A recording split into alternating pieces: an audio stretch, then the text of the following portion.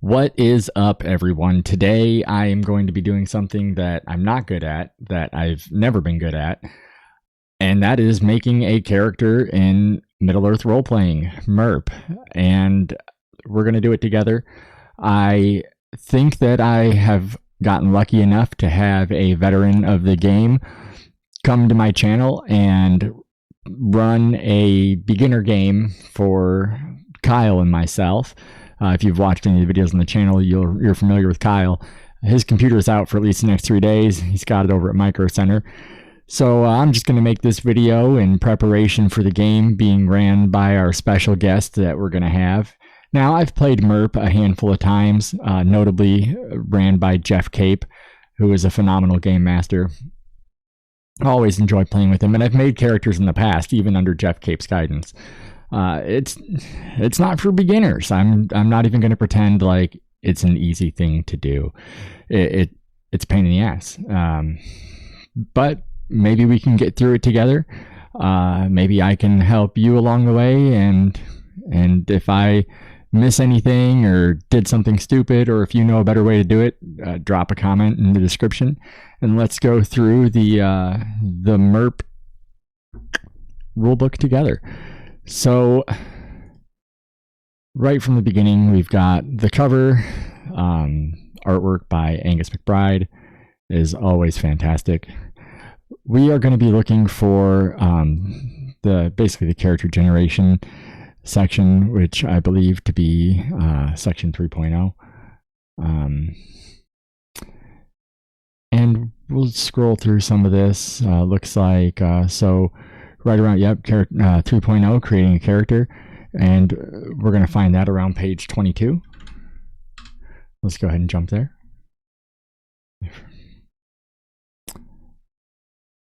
So this talks about the game, keeping track of your character, the character record sheet, other capabilities, role of the character. So creating and molding a character. The first thing we're going to end up doing is really deciding what general type of character we want to play.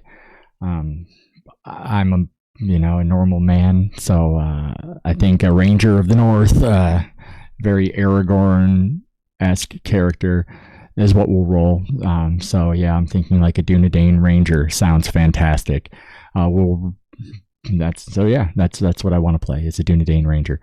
We'll roll the character stats. That's going to be in section 2.1. It says see section 2.1, and there's like 10 stats. We'll roll a D100 for all of them. For the sake of simplicity, we're just going to shoot the line, and if anything needs to be moved around or swapped, we'll go ahead and do that.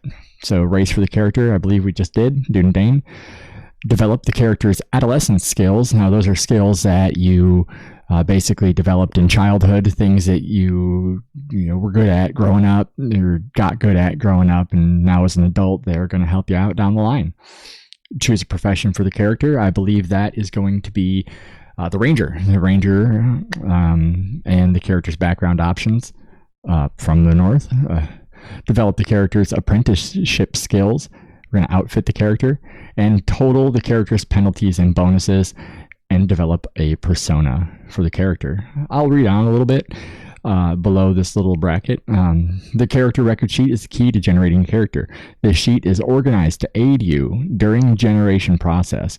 As you follow each step of the process, you should record your results on this sheet. Use a pencil, since you'll be changing and updating your character sheet regularly. The various parts of the character record sheet and what needs to go in them are discussed in sections 2.7. Some of the generation steps are interchangeable: primary stat generation, race, and profession choice. If the game master and players wish to avoid the process of generating a character, they can use the master character table, ST3, which gives average bonuses for the various professions and levels. Before beginning to generate a character should make a general decision as to what type of character he wants to have. This decision should concern the character's profession, race, and his physical and mental attributes. Here's a nice picture of Arwen. I always appreciated the art in the MERP book. It's old, to be fair. It doesn't strike me the same way as the One Ring books do. They're just beautiful full color pages. But the MERP art is very special. So let's jump back to 2.7. So we have keeping track of characters, character record sheet, skill bonuses. That's going to be worth probably reading about. And maybe the rolling of the numbers was back a little bit further. Was it 2? So we have professions, yeah. So we did jump a little bit further, but that's okay. And we're not going to go too big into all the stuff, the offensive bonuses, all those things. I think that we'll be able to figure out most of that stuff as we go. The base mental and physical attributes of a character are represented by 6 statistics called strength, ST, agility, AG, constitution, CO, intelligence, IG, intuition, IT, and presence, PR. Each character has a numerical value on a scale of 1 to 100 for each of his stats. The value of a stat indicates how it rates relative to the same stat of the other character. The lower the value of the stat, the weaker it is relative to the same stat of the other character. Relatively high stats give bonuses, and that'll be in section 2.1, which apply to attempts to accomplish certain activities and actions. We have stat bonuses. Certain bonuses and penalties may apply to a character's skill and activities if his stats are high enough or low enough. The stat bonuses are given on table BT1 and may be altered by modifications due to the character's race given on BT3. Only one stat bonus applies to each skill or ability. The correspondence between stats and related skills are given on BT2. So we have race and culture. So we have Middle Earth races and cultures, non-Manish races and Manish cultures and races. Black Numenorians, that's pretty interesting. I imagine playing a game where all Black Numenorians has got to be pretty fun. The Rohirrim, but we do have Dunedain. So I'm going to switch over my character sheet. We'll go to the top. My name is Will, and we will be playing Dunedain. Okay, so special race capabilities. Certain characters receive special racial modifiers to their stat bonuses and resistance rolls. These modifications are given on table BT3. Physical appearance. Talks about that stat, demeanor, languages. A variety of languages are spoken in Middle Earth. Table ST1 lists some of these. Some languages are automatically known by all members of a given race. Other languages may be learned through skill development in section 2.32. Each is known at one of 5 different ranks. And then we have certain races or cultures have certain inherent bias or hostility or friendliness toward other races or cultures. The racial descriptions given in section 2.21 summarize these attitudes. Gosh, imagine Wizards of the Coast adopting something like that. Boy, I had to hit the vape and made me ponder so hard. Damn. Anyway. So strength, the normal bonus is, of 100 is plus 25. Race bonus is plus 5. The total is 30. Agility, normal bonus agility of 95. Normal bonus is plus 15. Race bonus is 0. Total is plus 15. So this is just going over the modifiers and how they add together. Then we have skill ranks. As a character advances in levels, he develops and trains in certain abilities called skills. His capabilities in each skill affect his chances of accomplishing certain actions or activity, fighting, maneuvering, spellcasting, etc. As he develops and improves skill, his skill rank with that skill will increase, indicating a corresponding increase in his abilities and bonuses with that skill. Skill rank bonuses. Most skills have a skill rank bonus, which generally included as part of the total skill bonus. Different skills use this bonus in different ways, as described in the skill description, section 2.32. The skill rank bonus is given in table BT4. Are you guys following along with these all these tables I'm rattling off? Anyway, basically, the table follows a standard progression. The bonus is negative 25 if the rank is 0, and plus 5 if the rank is 1. The bonus increases by 5 for each of ranks 2 to 10. 2 for each of ranks 11 to 20, and 1 for each rank above 20. Okay. Primary skills. These are skills which are most commonly used in adventuring. There's one row on the character record for calculating and recording the skill bonuses for each of the skills. So let's go ahead and take a look at that. So we do have skill bonuses. We have our ranks over here to the left. The stat which that falls into, so like no armor and soft leather and rigid leather are under agility, where chain and plate are under strength. And then general skills, weapon skills, subterfuge skills, magical skills, miscellaneous skills and bonuses. And then there's movement maneuver bonuses, offensive bonus. So anyway, let's go back. So moving and maneuvering, MM. These skills determine how far a character may move in a given round, up to 50 feet. We have weapon skills, OB. One-handed edged, one-handed concussion, two-handed. Then we have general skills, climbing, ride, swim, track. We have magical skills. We have subterfuge skills. I'm going to be real with you guys. I'm not sure what SP is as far as a skill goes. Maybe it's somewhere up here further, but I doubt it. This book can be a pain in the butt to try to find what you're looking for specifically. At least it's proven to me to be such in the past. Oh, look, you can see in the PDF here somebody's penciled in a bunch of different stuff. Looks like some sort of D100 roll chart. Interesting. Then we have professions, experience and advancing levels. We were just here. The kill point table, advancing a level. So we were just reading from keeping track of our character. Then the role of our character. So creating and molding a character. Let's get back here. So we know what we need to do, at least right off the rip, is we have to roll 1, 2, 3, 4, 5, 6, 7. So we've got 7 stats that we are going to roll right now. Apparently Google's dice roller doesn't have a D100 option, so I'm just going to roll 2d10.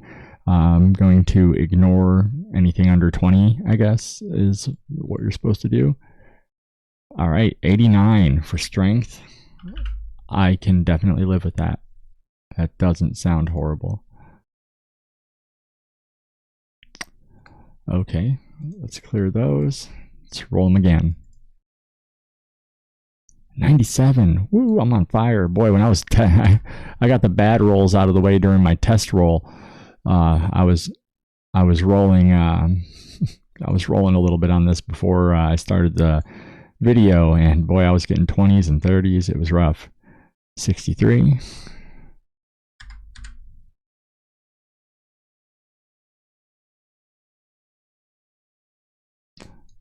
All right. So 63. Let's roll for our constitution. Oh no, I'm sorry, our intelligence. So so what is that going to be? Just 90, right? Because if it's rolling 1 to 10.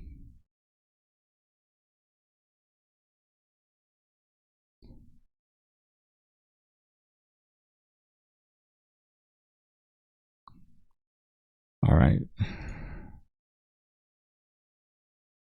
Maybe it's 100. I really don't know. I guess I've never really been too sure of what happens if you roll a 10 in the ones place. All right, for our intuition, we've got 63. Let's roll our presence. A 42. That's That's low. And our appearance. Please be handsome. 97. Fucking A. Awesome. So now we've at least got our stats here. I don't know much. So profession, we can go ahead and add ranger, I guess. Level 1, experience 0. I don't know about demeanor yet. I also don't know like the average height for these things.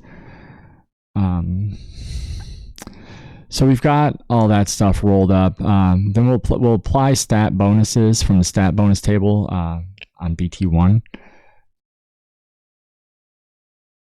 All right, so BT1. So what was our highest? Our highest is 97. So we'll get a bonus of 15 for 2 of those, and 2 power points, whatever that is. So we've got oh shoot, that was an equal sign. So we've got plus 15 for this 97. Oh, and we don't get any kind of plus for our appearance. We're just handsome. Does the 89 give us anything? 89 gives us a plus 5, and that's 75 to 89. So 89 gives us a plus 5. And it looks like our int of 90 will give us something as well, which is a plus 10. Forgive me. And we might even get some bad ones here, because we've got a 42 in presence. That's going to be 0. That's pretty forgiving. So 63 and the other 63, they're going to fall right there. So we've got a plus 5, a plus 15, and a plus 10. That sounds real reasonable to me. And so this is going to translate into bonuses used for our skills and other checks. We'll check the racial bonus for the Dunedain, whatever that may or may not be, and we'll add that to the total over at the end here under total. So we chose our race and culture, and we're going to have to check BT3, which I think is on page 25, and that's going to hopefully give us our movement rate, our language is known, our resistance bonuses, our special racial abilities, and our cultural background. So let's look for BT3 around page 25. So here we go. BT3, special racial modifiers. So our strength, we're going to get a plus 5. Fantastic. He is going to be a strong dude. I'm with that. We got a 0 under agility. Our constitution is a plus 10. That doesn't sound so bad.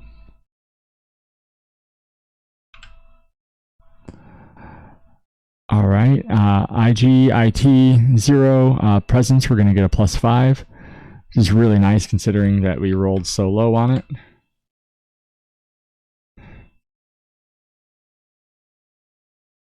And we do have resistance modifiers, ESS, CHN, or 0. I guess that's poison and, I don't know, disease maybe, plus 5 and plus 5. Let's hunt for POS and DIS on the character sheet. And we might just have to make notes. That's also going to be a very real possibility as background notes and miscellaneous. But no, here we have disease RR, essence RR, poison RR. I'm going to guess that that's what we are after. And I think it's going to... I don't see a slot for race. Skill bonuses special, maybe. I'll say plus 5. I don't necessarily know where else to put it. So for now, it's going to go there.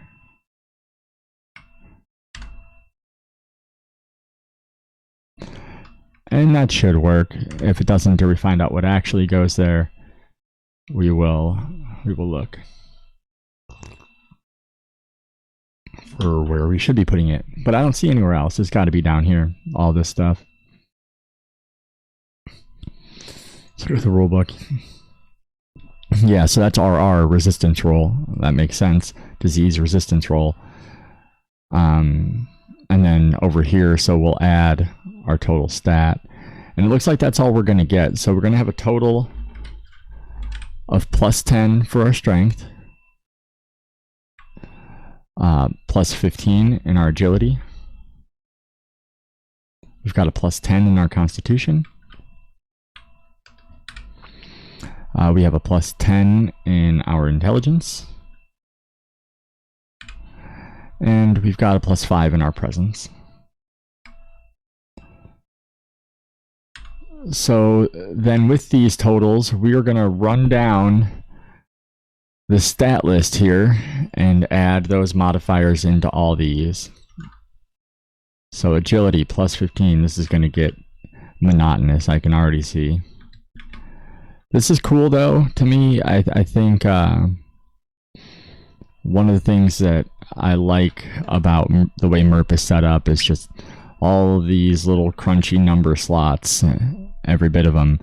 I'm here for it. I enjoy it, but it makes it very difficult. That's like why I said in the beginning of the video, I'm not good at this. I never have been good at this. And I don't even know that I can necessarily say that I have 100% created a character all on my own, from beginning to end, without having to seek help from a more experienced player. And that's not a bad thing. I should be counting myself fortunate enough that I know experienced players that can steer me in the right direction.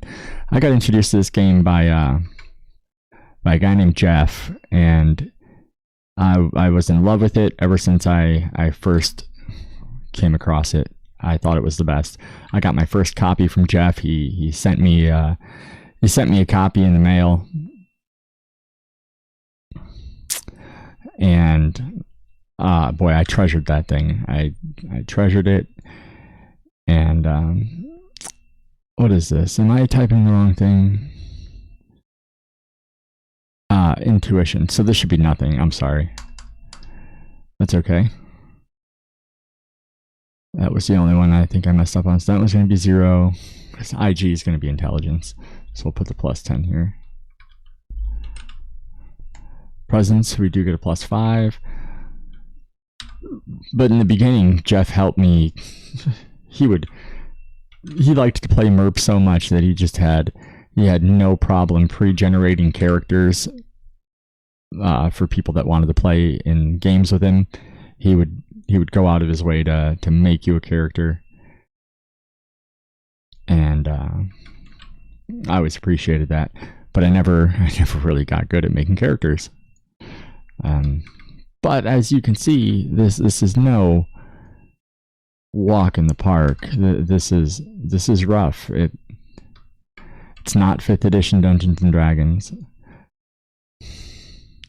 My con is plus 10, right? Yeah. Okay. So if you can see that here, I got all those filled out in these slots, and that's just for the stats. I'm assuming all this stuff, the ranks that we get in each slot will be factored in, other skill bonuses. Then I guess based on what we end up with just over here, those things will factor into our modifiers over here all the way to the right. I mean, it's straightforward enough. Got to figure out about these skill ranks though, and how we add those in. So we've got that stuff. We've got our race. Languages of Middle Earth. Does it say what we're going to start with? So choosing a race and culture. Oh, look, our little example here has a Dunedain, and he's 6'5". Well, I am about 6'4" in real life. So, my Dunedain will also be 6'4". Black hair, sounds great. Gray eyes, but I decided I wanted gray eyes. Alright, fine. You have gray eyes, whatever. Well, it says I have blue, but I decided I wanted gray eyes. You guys ever listen to that old Dead Alewives skit? That was so great. I grew up. That was my introduction to D&D. Was the Dr. Demento show and the Dead Alewives with my dad. Those were good memories. I can probably still quote all of that. Eyes. Do Dunedains have blue eyes? We make them brown. My eyes are brown. Make this guy me. This is envisionment of myself if I was a Dunedain ranger. So we've got our normal bonuses and our racial bonuses. Okay, yeah, so then over here, boom, right next to our resistance rolls, we see at the bottom, it looks like those +5s for the Dunedain were added right here. Cool, so that worked out nice. Languages of Middle-earth, ST1. So are we going to get anything that says Dunedain? So Westron is a common speech? Or is this like what ranking we get in each one? So under languages, I guess we know Westron. Boy, that's real small. Westron for a Dunedain is 5. It doesn't look like that's form fillable. That's okay. Westron 5. And maybe it said somewhere how many languages we're going to get.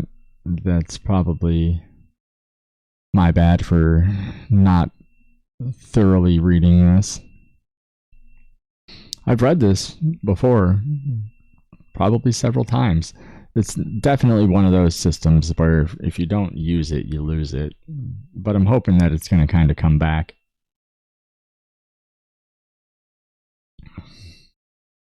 So we'll just say that I know Westron for right now.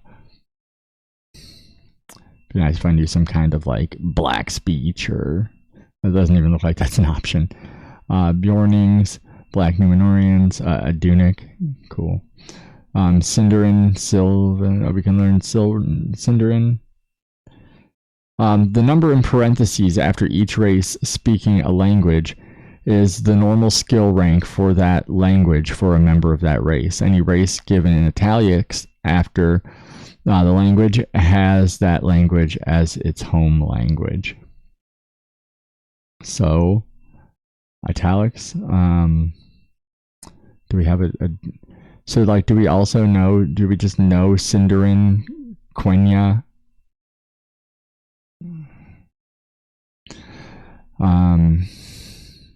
It's possible, I guess. I don't know. I'm not too concerned about that, and I'll ask our surprise game master. So now I believe that for our adolescent skill development, I think we get 30 points for our adolescent skill development. We'll spend those on primary and secondary skills using the adolescent skill table. And then skill ranks give bonuses based on the skill rank bonus table, which is BT4. And this represents training before becoming a full adventurer. We can go, here we have a language rank table. That doesn't really look like it's... So let's just read about adolescent skills just to make sure that my information is correct. Table CGT5 indicates what skills a character develops during his adolescence, early life, and also how much the skill rank is increased in each skill. The significance and mechanics of skills are described in section 2.32. The skills are based upon the character's race and cultural background. For example, if a man is raised in Elven society, he would use the appropriate Elven skill development on his character record sheet. The player should place X's in the number of skill rank boxes indicated below for each skill. Some skills are not included on the tables below because no race develops those skills during adolescence. So example, Varric must now record the skill ranks and languages. And Varric, is Varric our sample Dunedain? Oh, it is. Fantastic. Varric must now record all the skill ranks and languages and spell lists obtained during his adolescence. Varric really gets lucky when he rolls and tries to learn a spell list, needing to roll 1 through 100, 10 or less, he rolls a 0-4, and learns a spell list. We're going to completely ignore magic altogether. Okay, so we do. So we have, we're going to know all these languages. So Adonaic,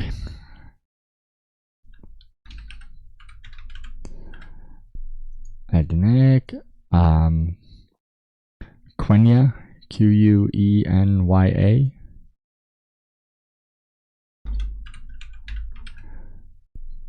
Oh shoot, I should have, so Adonaic, we're going to get a 4.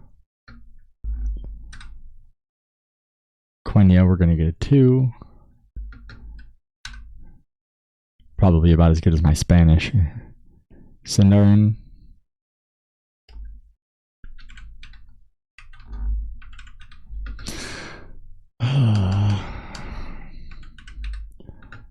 Why is it automatically capitalizing these things? That was my bad. I accidentally clicked caps lock. We get a +3 in Sindarin.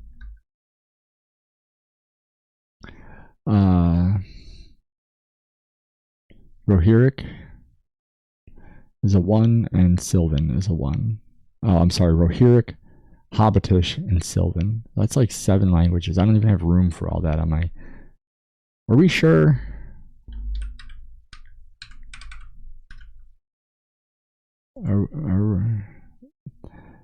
Could be. Again, if it's wrong, I'll talk to the special guest MERP game master that we're going to get. I want Hobbitish regardless.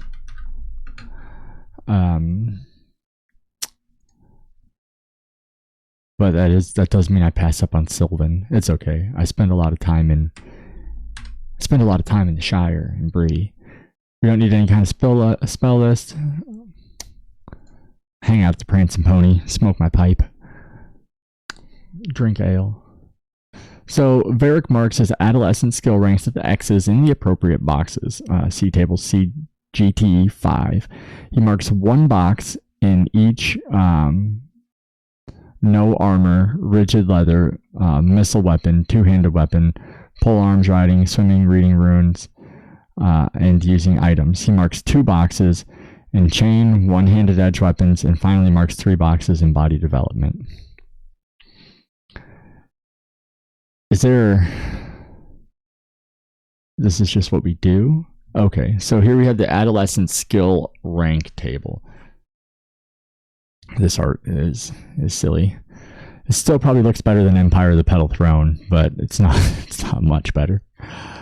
Okay, so over here we have Dunedains, and yeah, no armor we get 1, soft leather is 0, rigid leather is 1, and chain is 2. And again, this might end up getting bumped up. So no armor is 1, rigid leather 1, chain 2. No armor 1, soft, rigid was 0. Let's say chain was 2, right? Dunedain, whoops. So rigid, soft is 0, rigid is 1. And soft is 0. Chain is 2. What do we get for plate? It doesn't even list plate. So under, because no one develops that skill in adolescence. All right, fair enough. One-handed edged, we're going to get a 2.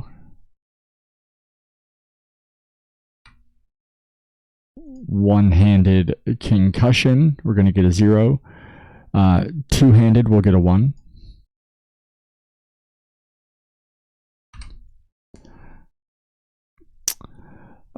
What else? So two-handed, we get a 1. Thrown is 0. Missile and pole arms will both get 1s. What about thrown? Surely that's an adolescent skill, right? I guess it's not even like under weapon skills over here. Hopefully I'm using the right character sheet. This is actually a character sheet I got from Jeff many years ago, back in like 2016. I still had it saved in my Google Drive, so that is what I'm using today. All right, so now in general skills, we're going to get a 0 for climb and 1 in ride and 1 in swim. 0 for climb, 1 in ride, 1 in swim. Now I'm assuming these are going under our well, it wants us to click boxes, but unfortunately these boxes aren't form fillable. So I'm just writing it down under rank. And track. If we have to add things later, we'll just go ahead and add them. Dunedain, we don't have anything, no track. All of our subterfuge skills are 0. Magical still, reading runes and using items, we're going to get 1 apiece. Put 0s here. Reading runes 1 and using items 1. Put 0 here. Body development and perception. The Dunedain will get 3 and a 0.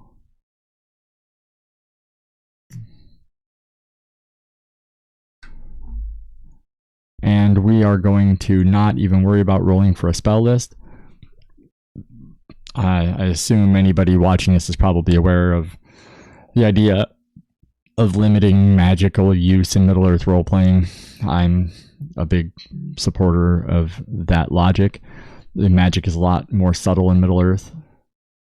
What the hell is this over here? Look at this over here on the right-hand side of the page. Does it say Catman? They just like wrote in their own adolescent skills. Hilarious. Number of additional language ranks for Dunedain. Maybe that was why we got those extra ranks. I don't know. Dunedain, our background points are 4. I don't know what we'll do with those.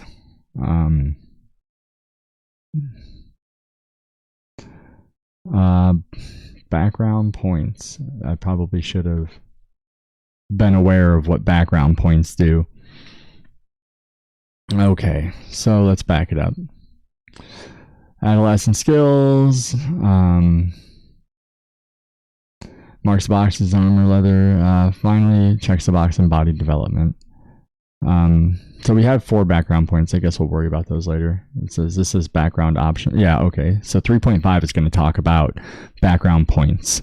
3.5. So choosing a profession. After a character's stats have been assigned, his racial factors determined, and his adolescent skill recorded, the player must choose one of 6 professions. See section 2.4, and recorded onto his character record sheet. The game master may wish to restrict certain races from choosing certain professions. E.g. dwarves and hobbits can't be mages or bards.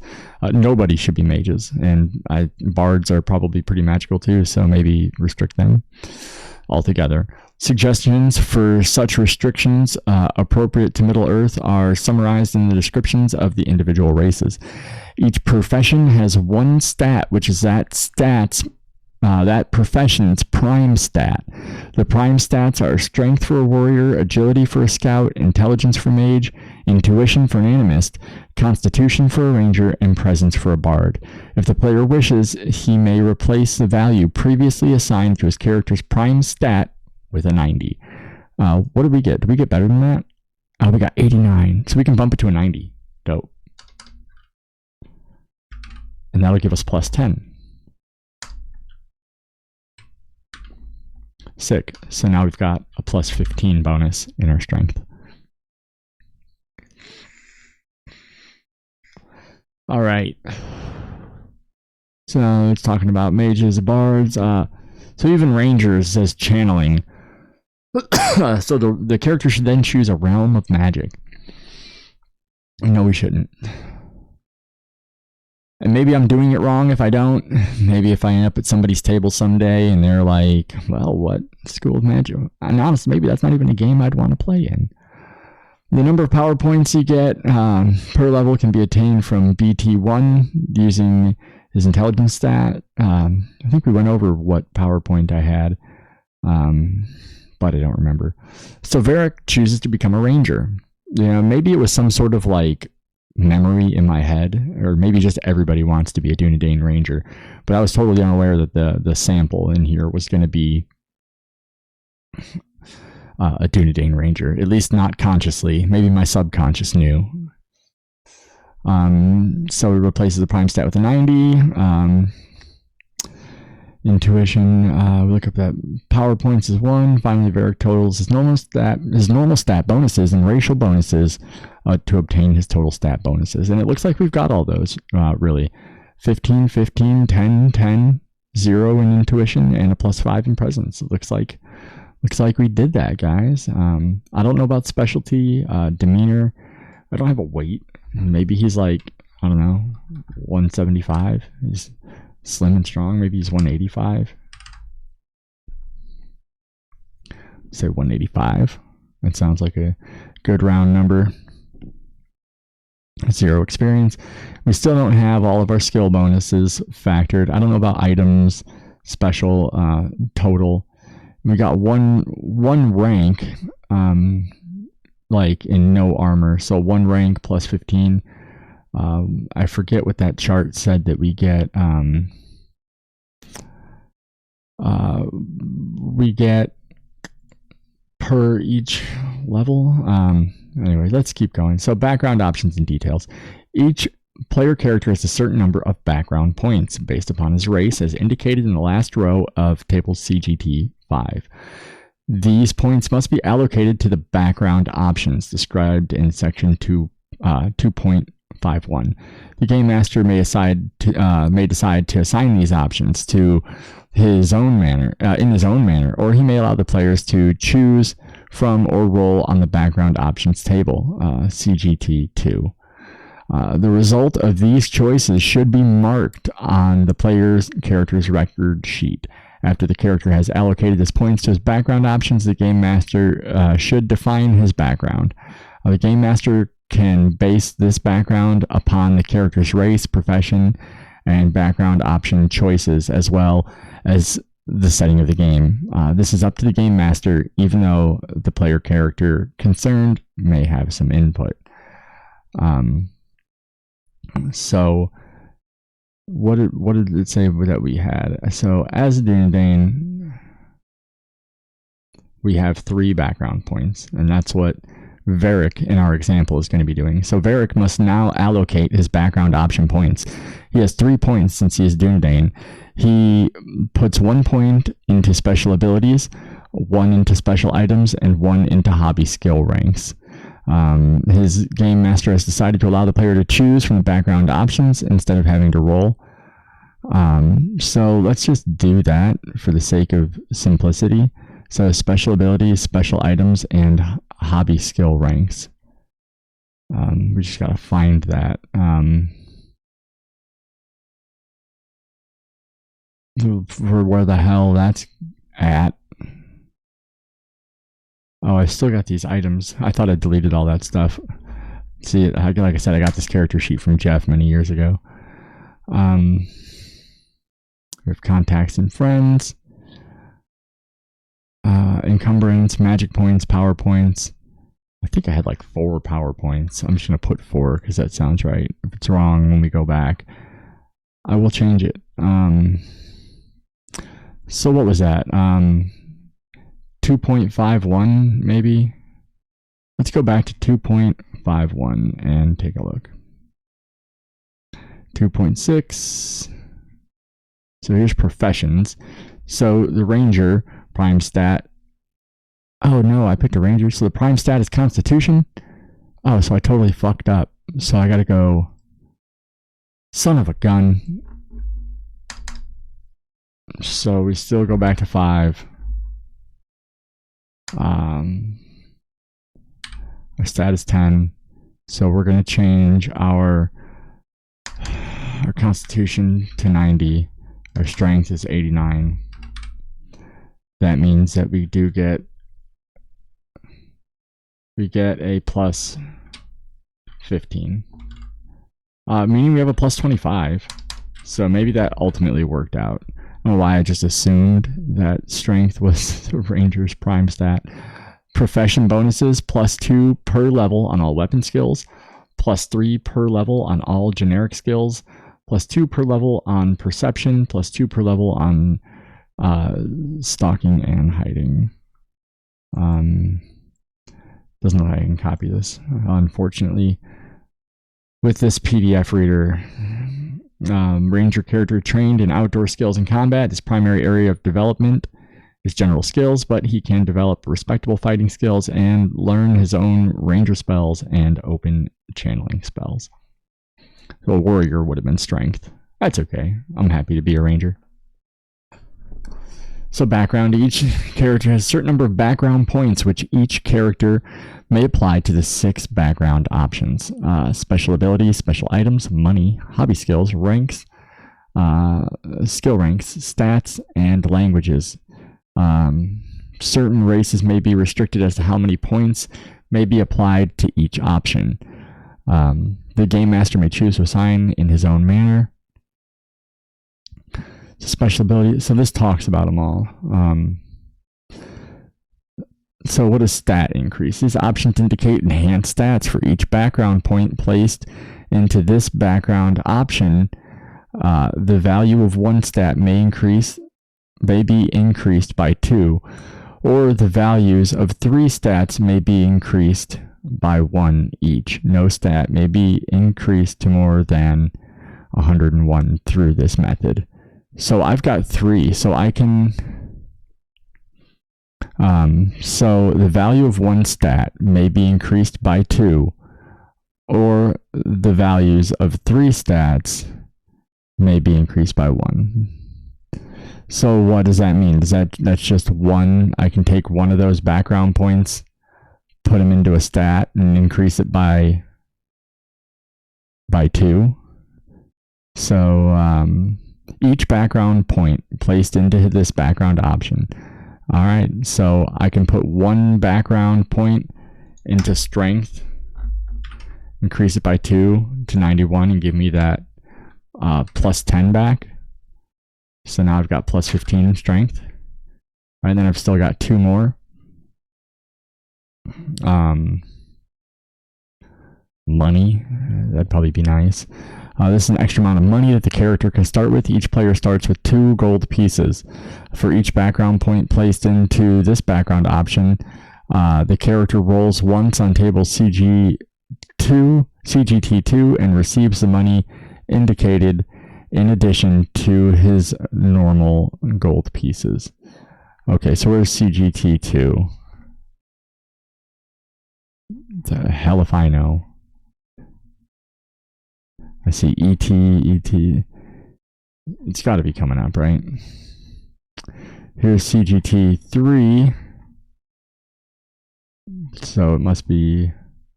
This is BT1. So where the hell is CGT2? No idea. Maybe it's back the other way. Maybe it's beyond CGT3. They're not in any real order. And then we'll still have one more. I may, I guess, just put another one in the skill development for the sake of ease.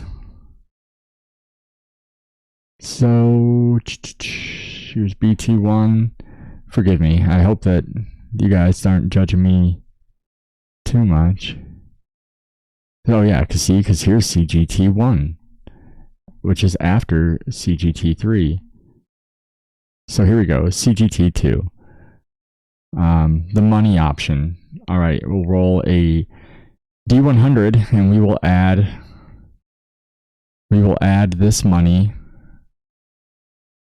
to our starting money. 62. So it looks like we're going to start with 35, 36, 37. Can I spend another one on it and roll again? Mithril pieces, gold pieces. Well, that's a big ol' 37 GP. Then there's special items, profession table bonus. So for ranger, +2 weapons, perception, stalking, hiding, +3 to general skills.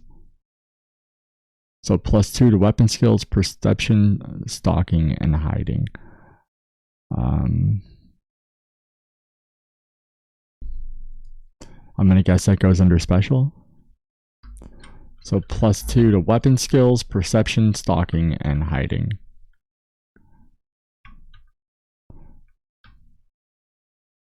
So I'm adding the +2 to the weapon skills. And let's find perception.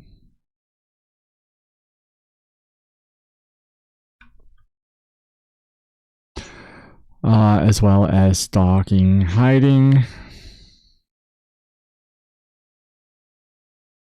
which I believe was also a +2. So back and take a look. So the ranger, +2 weapon skills, perception, stalking, hiding, and +3 to general skills. Sounds great. I don't know about the other ones, but I'm really happy with how this ranger is turning out.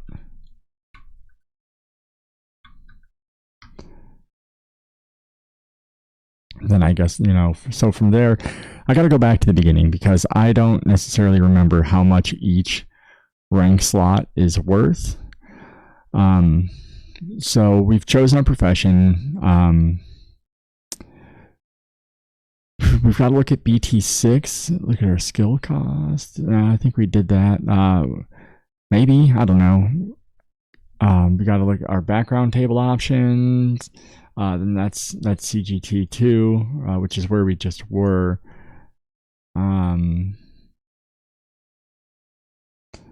Which I think we can roll on these. We can roll a special ability. Looks like they penciled in a D100 for which one you get to roll from. I already rolled the money table, but I will roll again to see which table I'll pull from. Sounds like that was one of their homebrew rules or something. They said, all right, you get to roll from one of these. We got a 46, so we get a stat increase. Increase one stat by 2, or increase each of 3 stats by 1. Or is that what we were just doing? So this is a background option table. All right, so I'm tripping. This is basically what we could have done for the special items, all that stuff. We spent our background points. We increased 2 stats, right? Didn't we? I feel like we did. We increased 2 stats. Yeah, because we got these 2 90s here, right? Yeah, the 90 in strength and the 90 in intelligence. I think. I really don't fucking remember.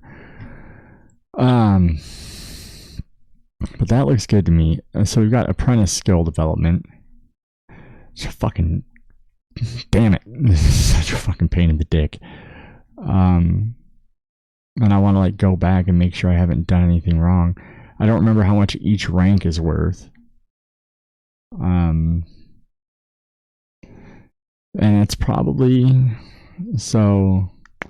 After reading the racial description, appearance presence 5, it's got to be around here, right? Choosing a race and culture, the race has been chosen. I'm sorry if it sounds like I'm just rattling off stuff here, you guys. It really is a pain in the butt. I feel like I'm trying to focus on so many different things at one time and to get everything right. It's a beautiful book, and the system is really cool, and I want to be proficient in it. I really want to be proficient with MERP. It's badass. It really, really is. But it's also a giant pain in the ass. I'm not going to pretend like Middle-earth role-playing is not a pain in the ass. I've told Jeff for years and years and years, I'll run the game. I'm ready to run the game. I'll run the MERP game because I know he wants to play in it if I ever do. And I never once have I been confident that, all right, I'm ready to run the game. No, every time it's fallen through, which I don't know if is fortunate or unfortunate. But even combat in this game. But that's kind of the point of this video. This video is honestly more for me than it is for you. This video is so that I can get more familiar with MERP. It's going to say MERP character creation in the thumbnail, but it's for me. This is for me to get more familiar with the system, and you guys are just kind of along for the ride. I don't remember how much each rank is worth. Which might be a fucking problem when we get further down. Let's see. So it's not the stat bonus table. It's not stat. It could be somewhere around BT3, maybe. General statistics. So where's BT3? CGT3, racial modifiers, adolescent skill development,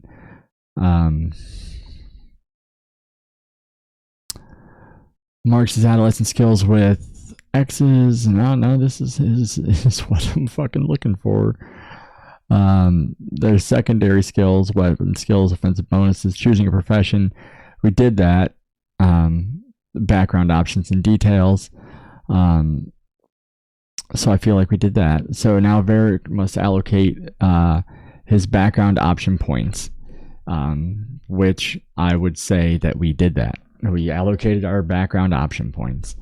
Let's just let's continue forward from here. We have weapon skill. Finally, he chose to put his hobby skill rank into caving.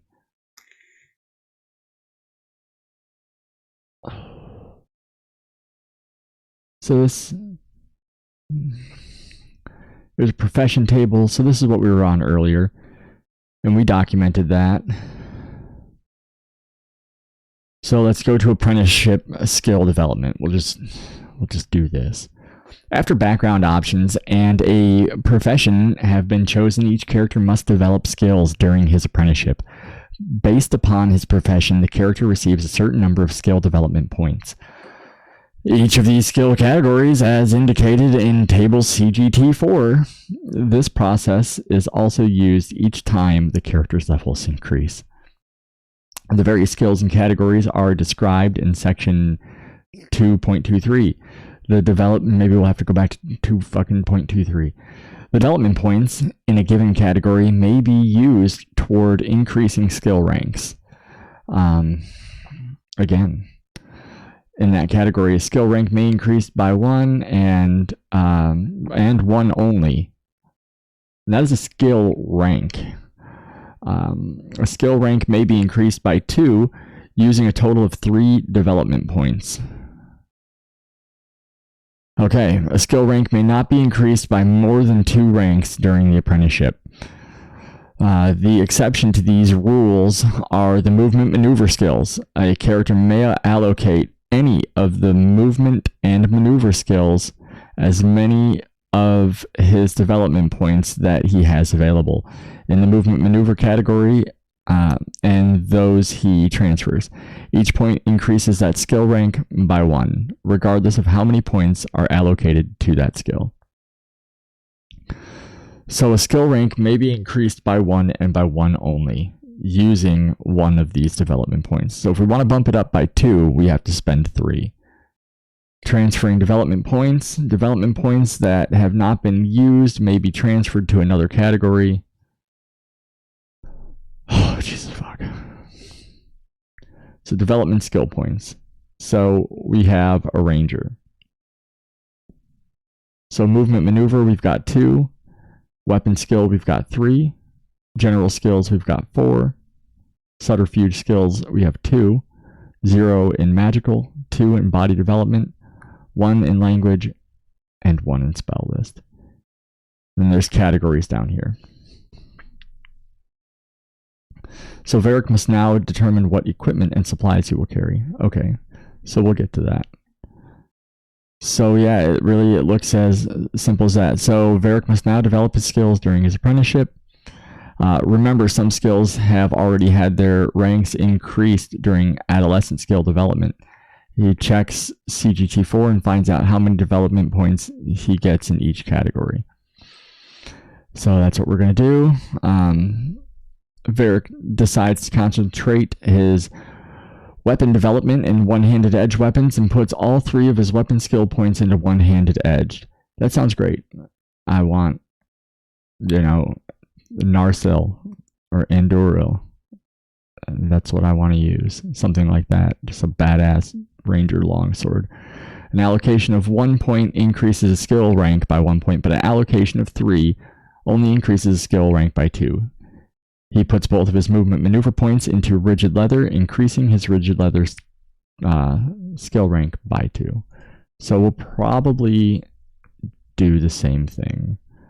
So one-handed edged, we are going to make that. So what we spend, what was that? We had 2. So we spend 3 to raise it by 2. So we're going to have 4 ranks in one-handed edge. In our movement maneuver, yeah, rigid leather. Maybe chain would be cool. I like chainmail. Chain armor.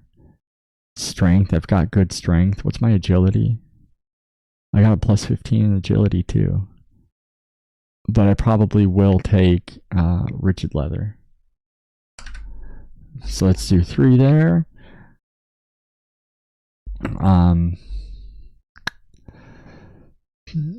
And then what else do we have? Where'd that table go? So the ranger, we did our 2 here, we did our 3 here, so we've got 4 for general skills. And there's 1, 2, 3, 4. So let's just go across the board. Let's go 1 to climb. We'll have 2 in ride, 2 in swim, and 1 in track. All right, so now we have 2 in subterfuge skills. Disarm trap, pick lock, stalk hide, and ambush. I'm going to take stalk hide and ambush. I've got 1 skill rank in each of those. Magical skills. As a 0, we've got 2 in body development. For our ranger, so we just add 2 to body development, so that that bumps our body development to 4. Is that the way that works? In languages, we get to add 1, and we're going to ignore spell list. So I guess we're going to make Sindarin 4. Sure. Sindarin. Sounds good. And spell list. All right. So now we're going to ready the player character.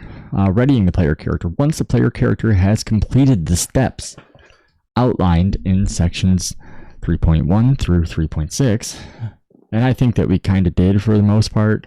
Like I said, I'm not sure how many over here, like on the right, are total. Maybe it's just 1. Maybe so. Like maybe our one-handed edge is going to be 14 for our offensive bonus. That very well could be. That's probably what it is. So we'll just stick with that. That makes sense, and that's what we're going to put over there. And yeah, so all right, I think we did that. So now we need to obtain equipment and supplies.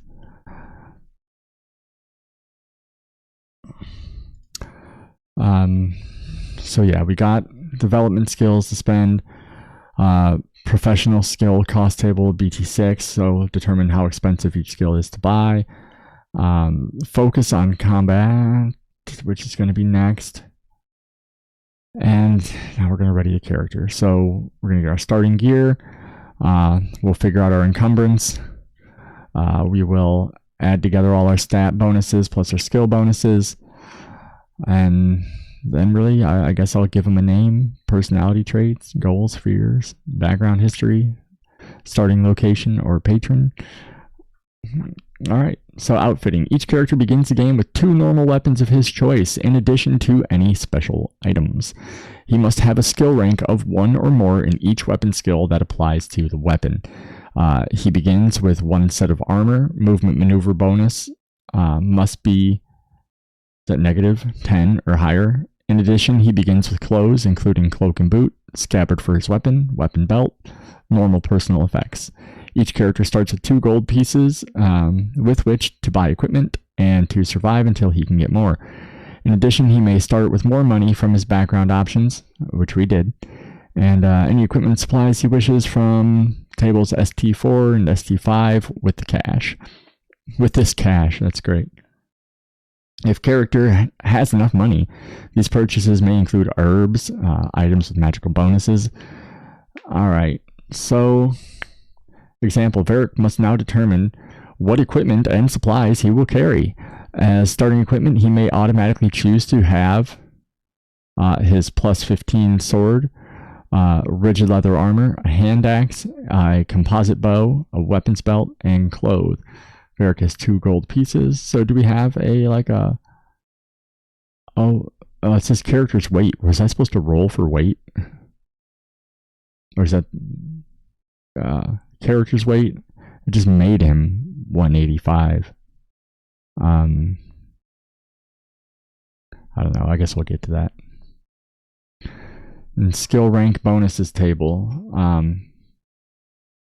So what? So if we have a +1, it's a 5. +2 is 10. Ah, friggin' heck.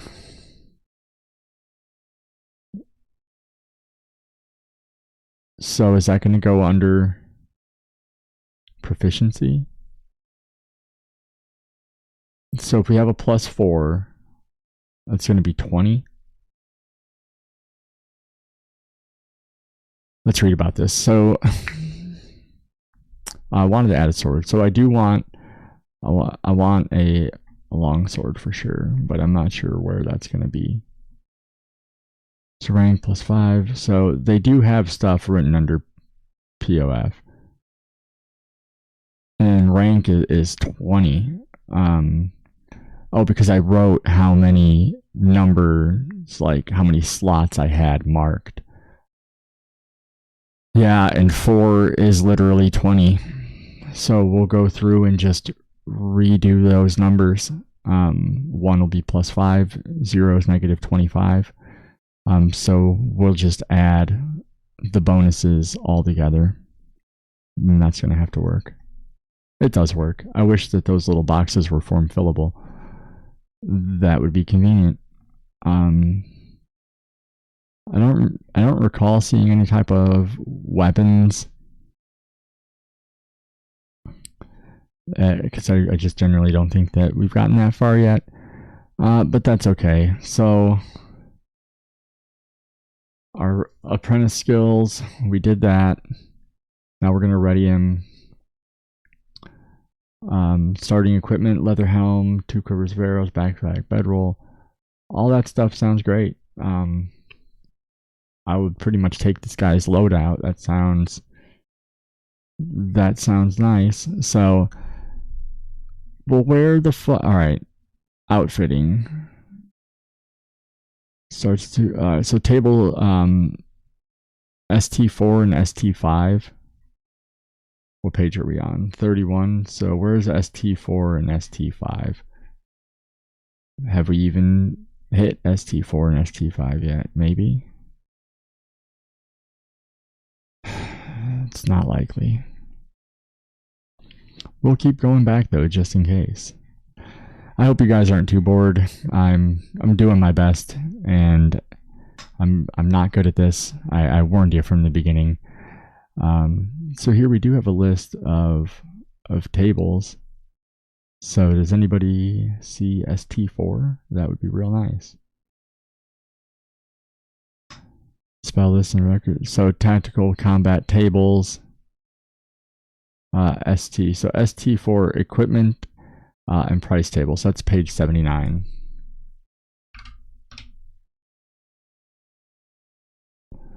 All right. So it said we start with 2. So is it taxing me for those 2, or is that just like the most that you can take? Let's see a sword either. I like the old Morningstar. Morningstars are so badass. Broadsword, composite bow, flail, longbow, short bow, short sword is a two-handed sword. So I guess I'm looking for broadsword, one-handed slashing. Probably. So equipment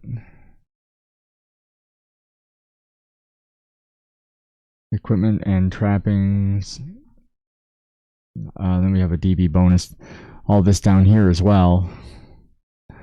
Our helm, arms, greaves, armor type, rigid leather's already written in there. I forgot to erase that too. Good. We'll just keep it there. Secondary skills, spell list. So yeah, I guess that's gonna go under equipment.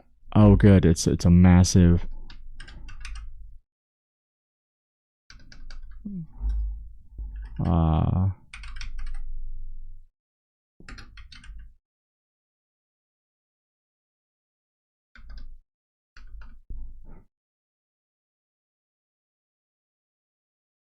Well, I don't remember what it. So the broad. It costs 10.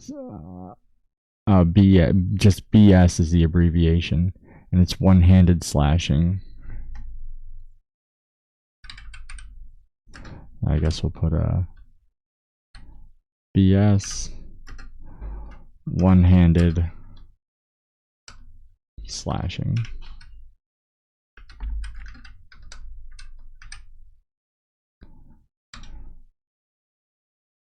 Oh no, can we tab down from this? No, you just have to type and type. That's great. One-handed slashing, and we get another one. Maybe just a dagger, which is also one-handed slashing.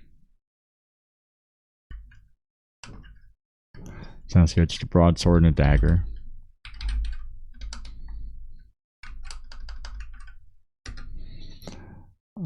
Dagger. What was that? DG? DA. Well, the broadsword is 4 pounds. The dagger is 1 pound.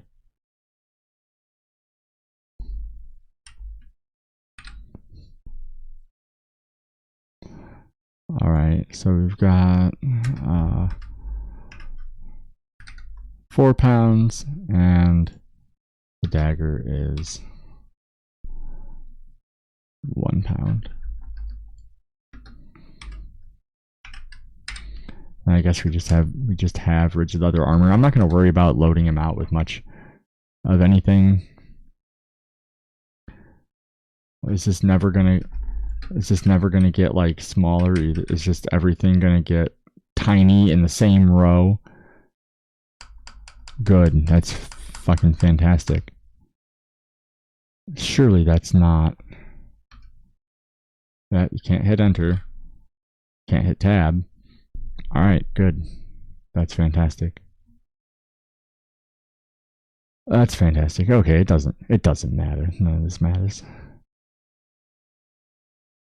And so now we've got to like adjust all these different ranks, and we've come quite a ways too. So let's back it up. Here we have our one-handed slashing weapon table against rigid soft. It's crazy. We're gonna learn. We're gonna learn together, though, you guys. We are gonna learn how to use these charts to run Middle-earth role-playing. One day, we will. Right here on this channel, we are gonna run MERP for everyone.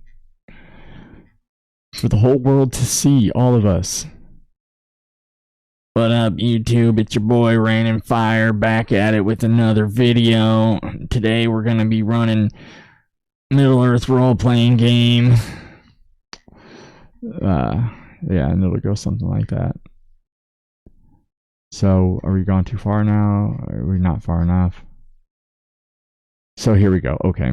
So 0 is -25 and 1 is 5. So our rank, we get a +5. Which this kind of fucking sucks because like hopefully it increases by each one. Yeah, I guess it does. So at least we'll know. A 3 is 15. Plus 15. A 2 is plus 10. So at least it's easy to remember. Just going to go 5, 10, 15. And a 0 is -25. That's a bad motherfucker. 4 is going to be 20.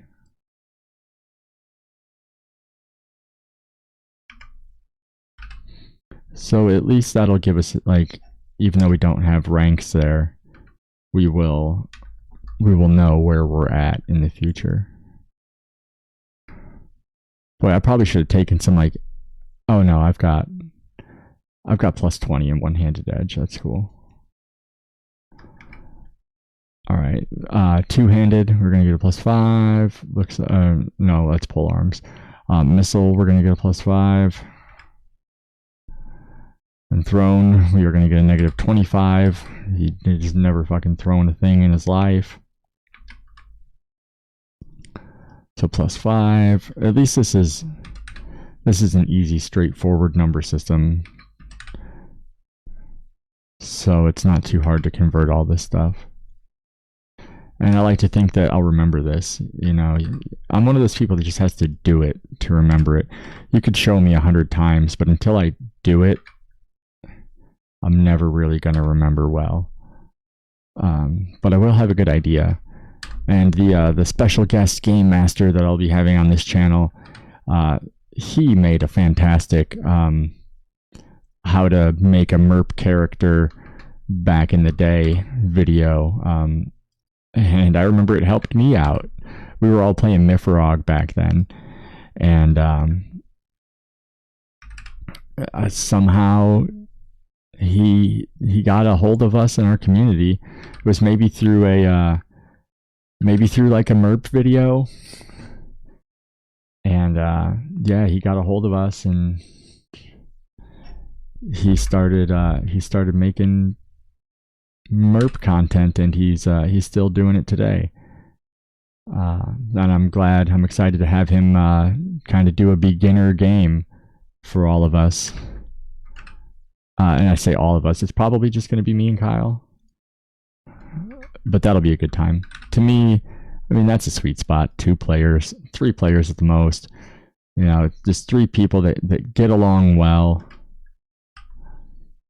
That's where it's at. All right. So now I'm going over on the total side, and I'm just factoring in these things over here. 20, 10, 2, so 32. -25 plus 10, so -15, 14, 13. Yeah, it's nice that some of these positives are equaling out some of these negatives. So even though, you know, you get negative 25 for 0, but you can end up lucky and at least it'll, you know, negative 13, negative 10 up here, negative 15. You know, so it could be worse. And I think really, for the most part, this guy's pretty done. He's got his weapon. He doesn't really have any official armor or encumbrance yet. But that's okay. That's okay for now.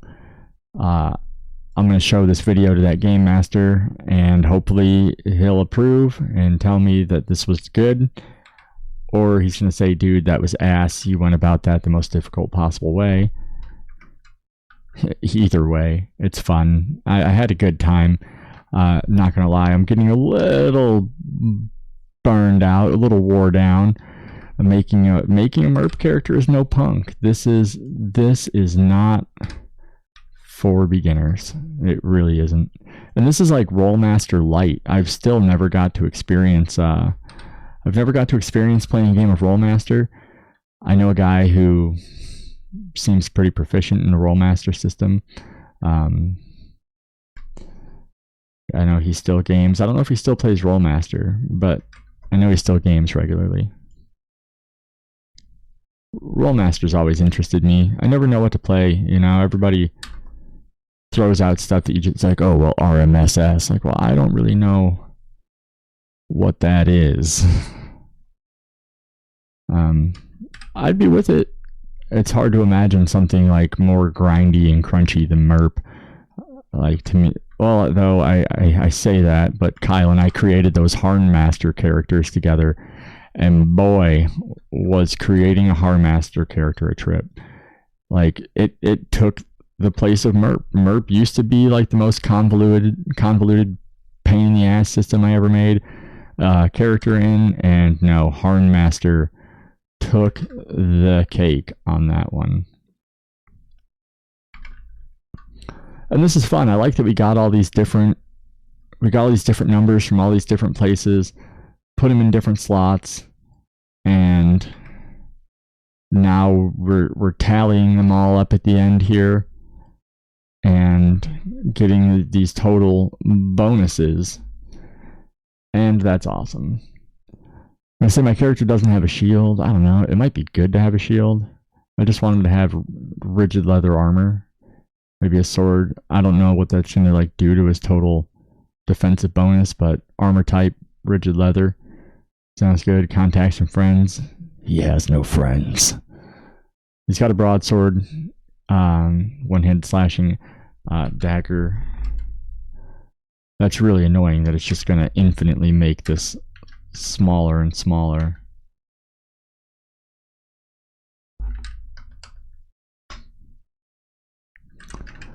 But whatever, it's cool for now. And really, I think that's pretty good. I don't know about... here seems to be, you know, here... I don't think I missed a whole lot. I don't see...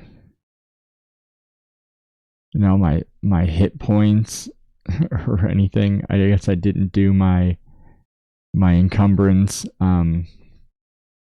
I don't really remember like where hit points come from and where you get your total character's health.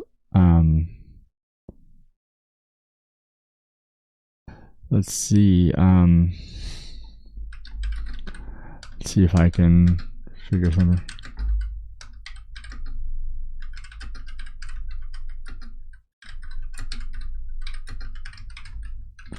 So I'm gonna just look this over. So I guess they're tied directly to my body development. And that was handled during our apprenticeship skill development. And our body development, so we're totaling at 35. I don't see, do you see concussion hits? No, you probably don't. Maybe you do. Maybe it's just not on this character sheet. Gotta be somewhere, right? So depending on our ranks, however many ranks we have in body development. So for the ranger, I think we get 3 hits per rank at level 1. So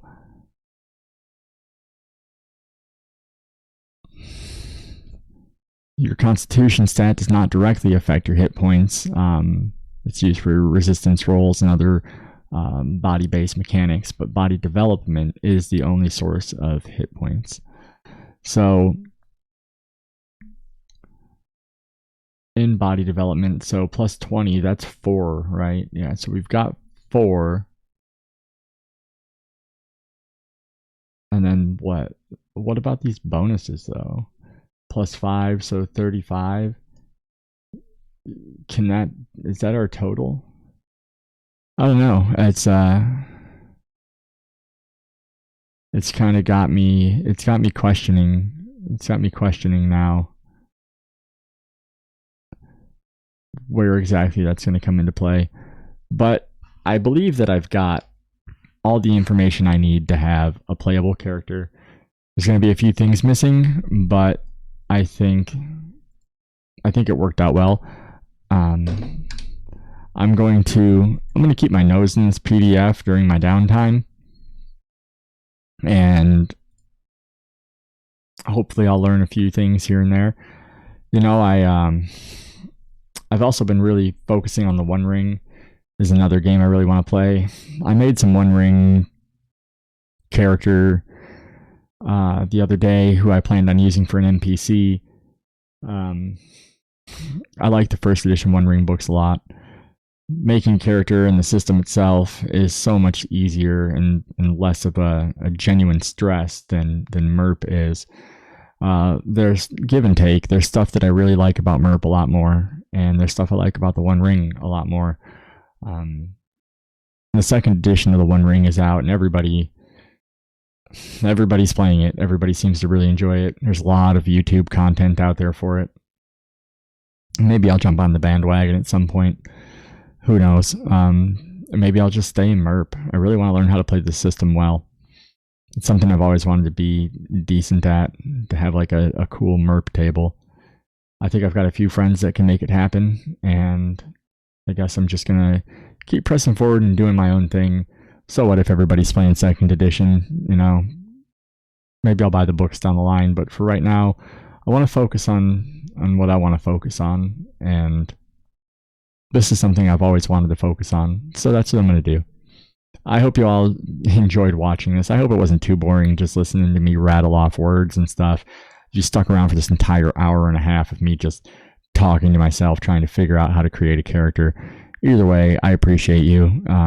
You don't even know. So thank you for watching. I hope you like my videos. I'm really trying hard to make more and more professional videos. I want them to look good. I want them to sound good. I was fucking with my mic settings today. So I hope when I go back and watch this video, the audio sounds a lot better than it has in videos in the past. But we'll see. We'll see. I recorded a couple short videos to test it out, and I thought it did sound better.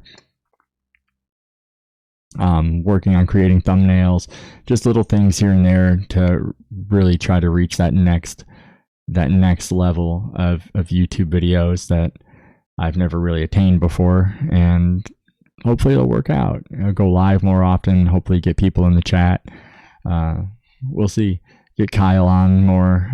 Like I said, his computer is in the shop, otherwise he would have been here for this video. And yeah, anyway, looks like we're just about at an hour and a half. We're at an hour and 29 minutes.